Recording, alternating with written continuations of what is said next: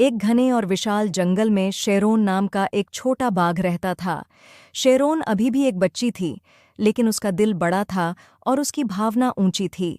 उनके जीवन की पहली परीक्षा तब हुई जब एक दिन उन्होंने अपने पिता को यह कहते हुए सुना, समय आ गया है कि शेरोन अपने साहस और बहादुरी को स्वयं साबित करे। यह सुनकर शेरोन के हृदय में उत्साह और भय की मिश्रित भावना उत्पन्न हो गई। शेरोन ने अपनी माँ से पूछा, माँ, क्या सचमुच मेरे लिए अकेले जंगल में जाने और खुद को बहादुर साबित करने का समय आ गया है? माँ ने मुस्कुराते हुए कहा, हाँ मेरे बच्चे, यह जरूरी है कि तुम अपनी ताकत और बुद्धि का परीक्षण करो। हम सभी को तुम पर गर्व है, लेकिन जंगल में रहने के लिए खुद को मजबूत करना होगा। जंगल में यात्रा की शुरुआत अगली सुबह शेरोन ने अपना अभियान शुरू किया।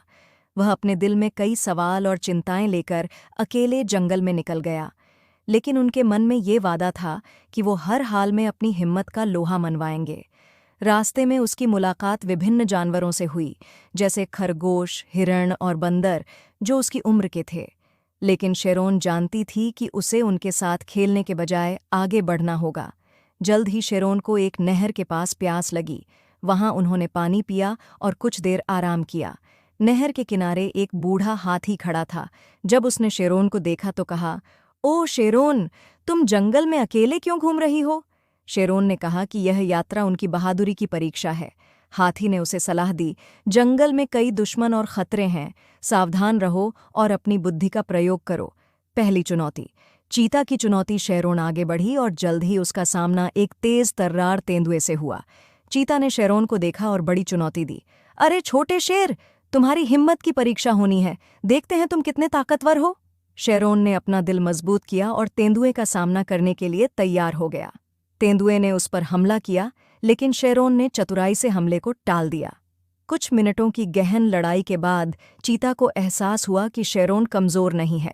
आखिरकार तेंदुए ने हार मान ली और बोला, शाबाश, तुमने बहादुरी दिखाई। दूसरी चुनौती। सांप का जाल। शेरोन अपनी सफलता से खुश थी, लेकिन जानती थी कि अभी भी बहुत कुछ करना बाकी है। आगे जंगल के एक अंधेरे हिस्से में उसे एक लंबा और भयानक सांप दिखाई दिया। शेरोन को देखकर सांप ने अपना सींग निकाला और कहा, छोटे शेर, तुम मेरे क्षेत्र में क्या कर रहे हो? शेरोन ने विनम्रता से कहा, मुझे बस यहां से गुजरना है सांप भाई। सांप ने धूर्तता से मुस्कुराते हुए कहा, मैं तुम्हें इतनी आसानी से नहीं जाने दूंगा। तुम्हें मेरे जाल को पार करने के लिए अपनी बुद्धि का उपयोग करना होगा। सांप ने जमीन पर एक जटिल जाल बिछा दिया।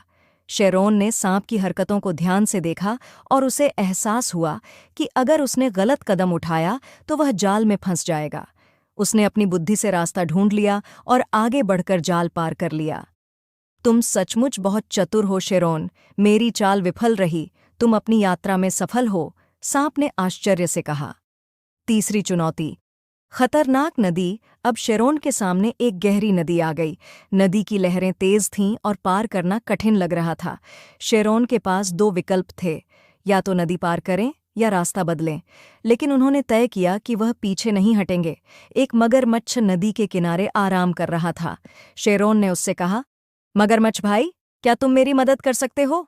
मुझे नदी पार करनी है। तुम एक शेर हो, मगरमच्छ ने गुस्से में कहा। मुझे भरोसा नहीं है कि तुमसे दोस्ती करना मेरे लिए लाभदायक होगा। शेरोन ने कहा, मैं तुम्हें चोट नहीं पहुंचाऊंगी, मैं बस नदी पार करना चाहती हूं। मगरमच्छ ने उसकी बात मानी और कहा, ठीक है, मैं तुम्हें नदी पार ले जाऊंगा, लेकिन शर्त यह है कि तुम मेरे लिए कुछ शिकार लेकर आओ। शेरोन ने कहा, अगर आप मुझे नदी पार करा देंगे तो मैं वादा करता हूं कि मैं आपकी मदद करूंगा। मगरमच्छ ने शेरोन को अपनी पीठ पर बिठाया और नदी पार कराई। अंतिम चुनौती। दुश्मनों का सामना करना। नदी पार करके शेरोन एक और खतरनाक इलाके में पहुंच गया। यहां भेड़ियों का एक झुंड था जो शेरोन पर दहाड़ता था। उनके मुखिया बब्बर ने कहा, यह शेर का बच्चा हमारे क्षेत्र में क्या कर रहा है? हम उसे अपनी जमीन पर बर्दाश्त नहीं करेंगे।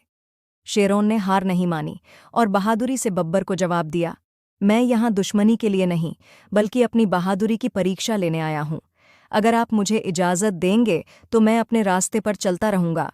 लेकिन बब्बर ने उसकी बात मानने से इनकार कर दिया और अन्य भेड़ियों के साथ शेरोन पर हमला कर दिया।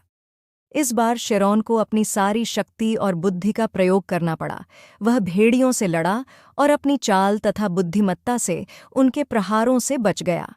लड़ाई काफी देर तक चलती रही, जब तक शेरौन बब्बर के पास खड़ी नहीं हुई और कहा, यदि आप वास्तव में जंगल के नियमों को जानते हैं तो आपको पता चल जाएगा कि बिना कारण किसी पर हमला करना कायरता है।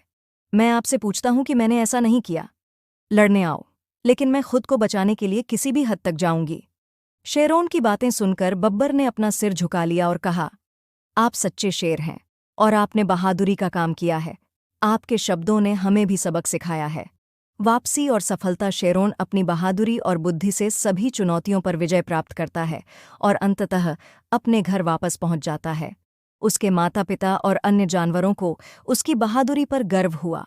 पिताजी ने शेरौन को गले लगाया और कहा, आज तुमने साबित कर दिया कि तुम एक सच्चे शेर हो, ज्ञान, शक्ति और साहस से भरपूर। जंगल के सभी जानवर उसकी वीरता की कहानी सुनने के लिए इकट्ठे हो गए और शेरौन की यात्रा को एक उदाहरण के रूप में रखा गया कि किसी को साहस और बुद्धि के साथ प्रतिकूल परिस्थितियों का सामना कैसे करना चाहिए। कहानी की सीख। यह कहानी हमें सिखाती है कि बहादुरी केवल ताकत से नहीं बल्कि बुद्धि और समझ से भी निर्धारित होती है।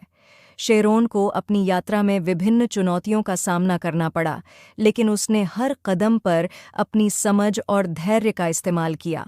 यह कहानी हमें सिखाती है कि हमें कठिन परिस्थितियों से पीछे हटने की बजाय अपनी बुद्धि और साहस से उनका सामना करना चाहिए।